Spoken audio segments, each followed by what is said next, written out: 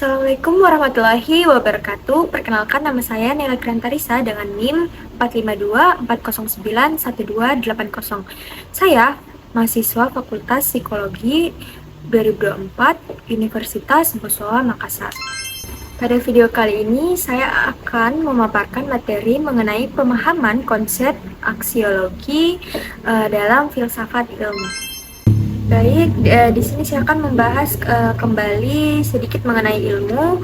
Ilmu merupakan sesuatu yang paling penting bagi manusia. Kenapa? Karena dengan ilmu, semua keperluan dan kebutuhan manusia itu bisa terpenuhi secara lebih tepat dan lebih cepat juga mudah. Nah, ilmu sendiri ini merupakan kenyataan yang tidak bisa dipungkiri bahwa peradaban manusia sangat berhutang kepada ilmu. Ilmu juga telah banyak mengubah wajah dunia seperti hal memberantas penyakit, kelaparan, kemiskinan, dan berbagai wajah kehidupan yang sulit lainnya.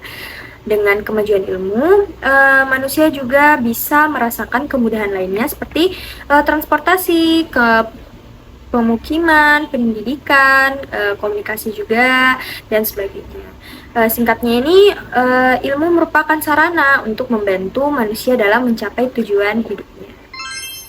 Nah, untuk mengenal lebih dalam apa aksiologi, di sini diuraikan beberapa definisi tentang aksiologi. Di antaranya itu yang pertama, aksiologi berasal dari perkataan aksios yang diartikan dari bahasa Yunani yang berarti nilai dan logos yang berarti teori.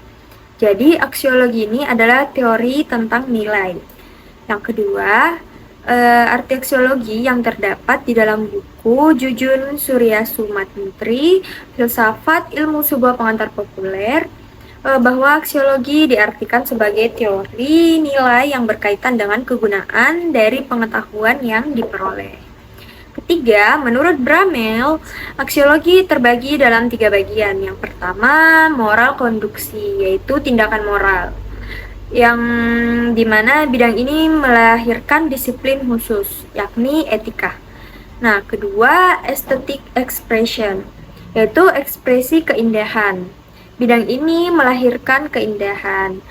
Terus yang ketiga, socio-politik life, yaitu kehidupan sosial politik yang akan melahirkan filsafat sosiopolitik. Nah, yang keempat, dalam Encyclopedia of Philosophy dijelaskan aksiologi disamakan dengan value and valuation. Ada 3 bentuk value and valuation. Yang pertama, nilai yang digunakan sebagai kata benda abstrak dalam pengertian yang lebih sempit, seperti baik, menarik, dan bagus. Sedangkan dalam pengertian yang lebih luas mencakup sebagai tambahan pengertian segala bentuk kewajiban, kebenaran, dan kesucian. Yang kedua, nilai sebagai kata benda yang konkret. Contohnya ketika kita berkata sebuah nilai atau nilai-nilai, ia seringkali dipakai untuk merujuk kepada sesuatu yang bernilai seperti nilainya, nilai dia, dan sistem nilai dia. Kemudian dipakai untuk apa-apa yang memiliki nilai atau bernilai sebagaimana berlawanan dengan apa-apa yang tidak dianggap baik atau bernilai. Terus yang ketiga, nilai juga digunakan sebagai kata kerja dalam ekspresi menilai, memberi nilai, dan dinilai. Menilai umumnya sinonim dengan evaluasi ketika hal tersebut secara aktif digunakan untuk menilai perbuatan. Dewey membedakan 2 hal tentang nilai.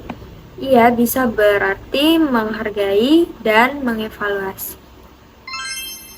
Nah, nilai ini bisa kita tahu apakah dia objektif ataupun subjektif itu tergantung dari hasil pandangan yang muncul dari filsafat. Nilai akan menjadi subjektif apabila subjek sangat berperan dalam segala hal. Kesadaran manusia menjadi tolak ukur segalanya, seperti eksistensinya, maknanya, validitasnya tergantung pada reaksi subjek yang melakukan penilaian tanpa mempertimbangkan apakah ini bersifat psikis ataupun fisis. Terus, nilai itu objektif jika ia tidak tergantung pada subjek atau kesadaran yang menilai. Nilai objektif muncul karena adanya pandangan dalam filsafat tentang objektivisme.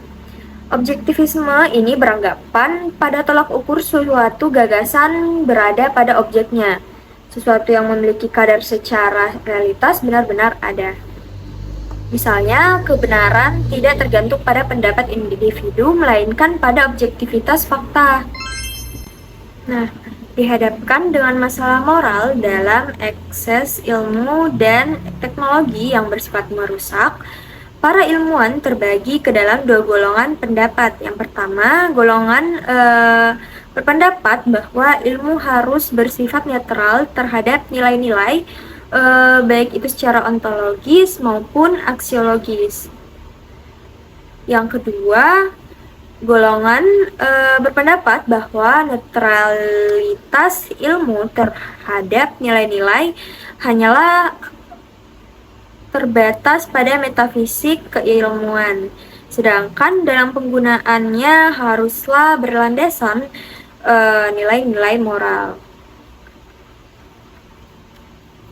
Dari dua pendapat golongan tadi, kelihatannya netralitas ilmu terletak pada epistemologisnya saja. Artinya artinya tanpa berpihak kepada siapapun selain kepada kebenaran yang nyata.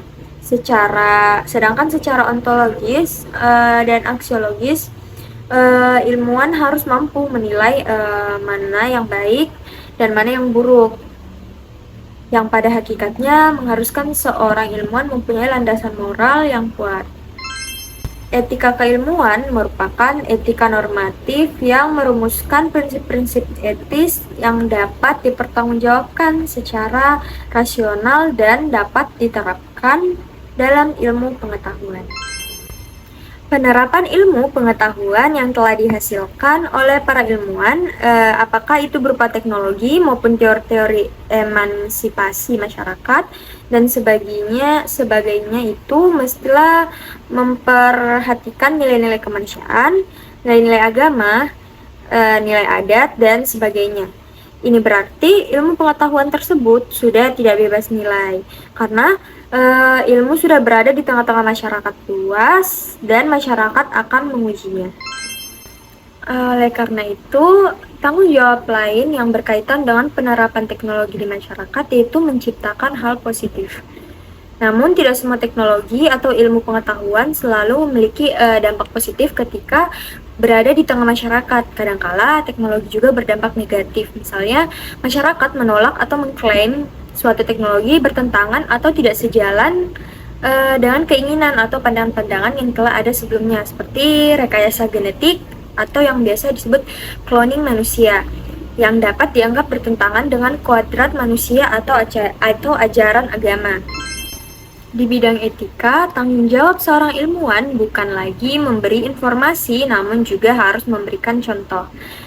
Dia harus bersifat objektif, terbuka, menerima kritik, menerima pendapat orang lain, kukuh dalam pendirian yang dianggap benar, dan kalau berani mengakui kesalahan.